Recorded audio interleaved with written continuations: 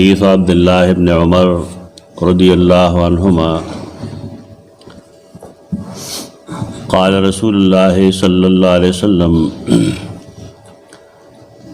अरानी अल-लैला इंदल काबा फिल मनाम फ़इज़ा रजुलन आदमु काहसन मा युरा मिन उद्मिर रिजाल तद्रिबु लिम्मतुहु बैन मनकिबैहि रजुलु शा'r यक़्तुरु रासुहु मान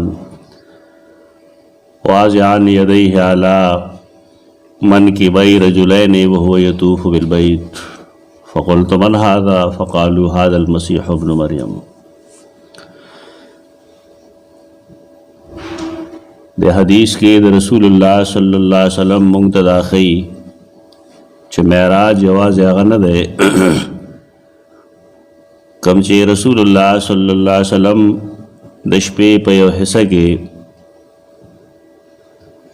बैतुल्लाहिल हराम ना मस्जिद अक़सा तो तलो दाग देना बिया बरा आसमानों तो तलो दगा मेराज पे भी खो और ध्वज़ला मेराज दे रसूलुल्लाह सल्लम पूदो के शेर यानी खूब चसंग बंदवी नी उदारेंगे रसूलुल्लाह सल्लल्लाहु अलैहि वसल्लम हम खूब बलिदो दलीदलो दा मेराज ध्वज़ल शेर और जिस्मानी बदनी यौज़ल शेर इत्तेफाक दे पदे बाने द मुहद्दिसीनो कम खलक चले मेराज मुनकिर दी आसमान तद ख़तलो नागीदा हदीस इस्तिदलाल की पेश की चदा खुद खूब खबर हो जान खलक पर खबर पोई दे पसे जगम हदीस दे आगादारे चकल सार रालम और मुशरिकीन व तमाव वेल चबेगाज बैतुल मुक़द्दस तलम और बिया आसमान तखतलम उदास उदासी उशु नागी पमाए तराजु न शुरू करल और पाए कि बुनियादी एतराज़ दा और चज़द बैतुल मुक़द्दस आलामात रातो वायख यो सड़ी च खूब लीदली खुदा न सोगदा तपोस न गई च बैतुल मुक़द्दस अलामात तो खैख खूब के हज़र सुई नहीं पदे हर सोग पुएगी च खूब हकीकत नहीं इन्हें पस्तर गुलीदल नहीं कदा पस्तर गुलीदल नवे न रसूलुल्लाह सल्लम मुख्तसर जवाब करे च माँ खूब लीदल लेकिन अल्लाह दा से नकल अल्लाह पर्दा द पैगम्बर सल्लल्लाहु अलैहि वसल्लम द मखन लरी कड़ा और बैतुल मुक़द्दस अगी तख्कार गो जदी बकम तपोस को न रसूलुल्लाह सल्लल्लाहु अलैहि वसल्लम बाग जवाब को दा दलील दे खबरे च रसूलुल्लाह सल्लल्लाहु अलैहि वसल्लम यौज़ल मेराज पवी खबर निकल ते पसे जगम हदीस हदीस जाबिर बिन अब्दुल्ला नहीं कदा हदीस अन्नहु समिअ रसूलुल्लाह सल्लल्लाहु अलैहि वसल्लम यक़ूल जाबिर बिन अब्दुल्ला नबी करीम सल्लल्लाहु अलैहि वसल्लम नदावरी दिलू चाई फरमाए लम्मा कज़्ज़बतनी कुरैशुन कला च कुरैशो मात दरोगजन वे द मेराज पबारके चित दरोग वे तने तले कौम तो फिल हिजरे नुज़ हिजर हिजर हतीम योसीज़ ज़ हतीम के उदरेदम फ़जलल्लाहु ली बैतुल मक़दिस ना अल्लाह माता बैतुल मुक़द्दस कारको दादा दे द पारा च दागी द सवाल जवाब की कदा मामला द खूब वे न रसूलुल्लाह सल्लम ब फरमाए लेवे च मा द के में दा दाव करे रा च इज्जत ले मल तगे मा खूब लीदर खूब द नबी करीम सल्लल्लाहु अलैहि वसल्लम चपाए के मेराज कली नागत वजल देख नबी आई फतफिफ तो आख उखबिरहुम आन आयातिही वान अंजुरु इलैहि शोरो शमजो अगीब में खबरवल द आगे आलामातना कम चपाए क्यों करीब तपोसो का दरवाज़ी सूरी नमा वालतो का तलोब में वल चदुमा दरवाज़ी देख वाना अंजुरु इलैहि पदा से हाल की चमा बागे तकतल तारस्तने हदीस दलील दे दे चद नबी करीम सल्लल्लाहु अलैहि वसल्लम यौम मेराज देवी खशेर او دا کم چې مونږ دلته بحث کوو حدیث 108 کې نو دا بحث دا دی د خوب. نبی کریم صلی الله علیه وسلم داسې خوب هم لیدلی و. تینا ګڼ مسلې روزي. یو دا چې الله په هر څه قدرت لرونکی دی. دویمه دا چې د الله رسول ته د غیب علم نو حاصل. په دې وجه قریش چې تپوس کړی چې څومره څومره دروازې دي نبی کریم صلی الله علیه وسلم هغه ځان نه دی ویلي بلکې هغې ته یې کتلي د نبی یې ویلي دي. دریم دا چې الله په دې قدرت لري چې الله خپل پیغمبر ته د غیب بعضې څیزونه وښیي. ټول نه ښیي ورته بعضې څیزونه ښیي نو دی ورته وښودل. او کوم حدیث د عبدالله ابن عمر چې نه کې څه فرمایي ارانی اللیلة ارانی الله اللیلة د اصل ما ته الله وښودل نن شپه عند الکعبة د کعبې په خوا کې فی المنام په خوب کې ما خوب ولید. خوب رښتینی نه دی دروغجن نه دی لیکن په خوب کې لیدل د یو څیز جدا دی او په ویښه یو څیز لیدل جدا دی. صوفیا خو تقریبا ټول د دې قائل دي چې د نبی کریم صلی الله علیه وسلم معراج جسمانی نه دی شوی بلکې معراج روحانی دی. او دې وجه نه د دین علما دا خبره صحیح نه ګڼي. دا صوفیا دومره ښه خلک هم نه دی کوم چې زموږ خلکو جوړ کړي دي. دې ډېر ناکاره خلک دی. ګډېدونکي خو پکې ډېر شي دي بې شمېره صوفیا لري ګډېږي تر ډمانو کار کوي. سامری چې کم کار کړو د موسی علیه السلام زمانه کې نن دور کې ډېر صوفیا حرکتونه کوي. ډېر کم کوزبئي چې هغه د مونځ پابند دي ډېر کم کوزبئي چې هغه علم لري ډېر کم کوزبئي چې هغې کې تقوا او سنت موجود ده. اکثر و بیشتر جامې اوږدې واچوي ږیره اوږده وساتي او یا جماعتونو کې هم ګډېږي. ډېر ناکار اثر یې ډېر بد اثر یې دا جایز نه دی دا اعمال. معراج درې ځله شوی دی د رسول الله صلی الله علیه وسلم. یو ځل جسمانی شوی دی یعنی جسم د رسول الله صلی الله علیه وسلم برتل دی او دوه ځله دا په خوب کې شوی دی. نو خوب کې چې کله زه د کعبې خوا کې ودوم نو ما ته الله د شپې وښودل ومې لیدل چې فیضا رجل آدمه یو سړی دی غنم رنګی دی کاحسن ما یرا من ادم الرجال دومره ښایسته دی لکه څومره چې د یو ښایسته غنم رنګې سړی لیدلی کېږي. یعنې غنم رنګو خلکو کې د ټول نه ښایسته سړی دی. تضرب لمته بین منکبیه اوږده دي د هغه ویښته د سر ځوړند دي د هغه ویښته د سر بین منکبیه د هغه د اوږو په میز کې اوږده ویښتې دي. دې تعلق ثقافت سره دی. د عرب هم رواج دا و چې د هغې ویښته به اوږده و. رسول الله صلی الله علیه وسلم د هغه ویښته هم اوږده و. اکثره بیشتر به یې ویښته ساتل. کله به هغه اوږو پورې نږدې و او کله به د غوږ پوسکو پورې نږدې و. البته د حج یا د عمرې دوران کې به یې سر خره و. دا سنن عادیه وي زمونږ خلک په دې فرق نه پوهېږي. یو سنن رواتب وي یو سنن عادیه وي. سنن رواتب هغه چې هغه د دین حصه وي او د هغې حکم وي باقاعده. لکه د سهار د مونځ نه مخکې دوه سنتونه سنن رواتب دي دې کول ضروري دي. د ماسپښین د مونځ نه مخکې وروستو څلور او دوه شپږ رکعتونه سنن رواتب دي. یو هغې چې هغه سنن هدا نه وي سنن رواتب نه وي سنن هدا نه وي بلکې زواید وي که سړی هغه وکړي نو الله اجر ورکړي که ونه کړي څه نقصان نه وي. لکه سر خرول لازم نه دي او سر اوږدول هم لازم نه دي. دا چا خبره وخره سر که اوږد ساتي نو هم ساتلی شي او که ورکوټې ساتي نو هم ساتلی شي. رسول الله صلی الله علیه وسلم همیش دپاره لنګ اچولی دی. لکه هغه زمانه کې هغه علاقو کې د لنګ رواج و. رسول الله صلی الله علیه وسلم پرتوګ نه دی اغوستی. زموږ خلک په دې نه پوهېږي بې سنت پاتې شو. دا سنت نه دي دا عادي سنت دی ته وایي، دا سنت رواتب نه دي. عجیبه عجیبه خلک خبرې کوي، بدل یو لګیا نو وایي چې په ولاړې امتیاز کول سنت دی. چا ضرورت دی؟ خلق بے لارے گئی ظالمان. یو ځل رسول الله صلی الله علیه وسلم په ولاړې پیشاب کړی دی بېشک، نو که تا ته ضرورت نه وکړي یو ځل سنت خو هغه چې هغه دایمي طریقه د هغه یو کار هغه یو ځل وکړه، داسې نه د جواز دپاره یې ټوټ عمر نه یې کول پکار. یو ځل یې وکړل او د هغې وجه دا وه چې ډېران داسې و چې هلته کېناستی نه شو، تات کې کېدل لباس ګنده کېده. نو که داسې تا ته یو مسله مخې ته راشي نو بس ټیک ده وکړه. یو ځل کولو ته سنت نه وایي.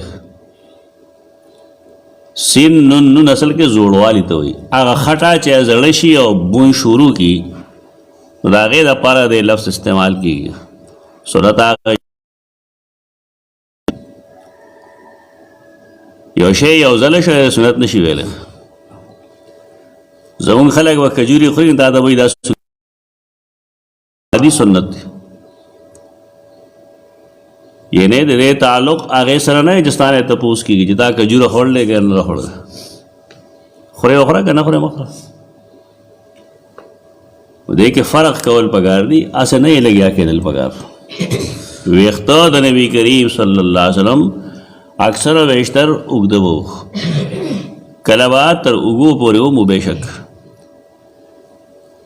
کله چې آخري حج یې کو نو حدیث کې راځي د هغه ویښته داسې ارغړېدلي راغړېدلي وو ته به وایې دی نه یې کمسی والی دي دوو طرفونو ته، دومره اوږده نه و چې کمسی ویښ، خو هغه دوړو کې داسې خړپړ شوي وو. سړی چې سفر کوي بیا د عربو سفر یې په اوښانو باندې خود دغه چل کېږي سړي سره. چې حج لم دي نو سر باندې غوسه یم نه.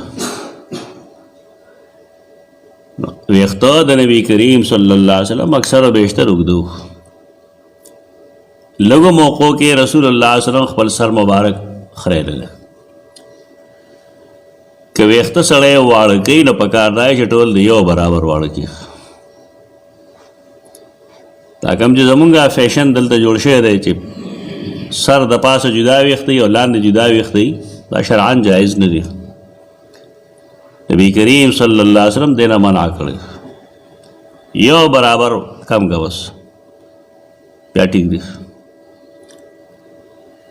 د بار کیف د سړی ولیده تضرب لمته بین منکبیه، لمه د ده دا د منکبینو منځ کې وه، یعنې ویښتې د منځ ته تلي د ملا منځ ته. رجل الشعر او د هغه ویښته څه دي رجل.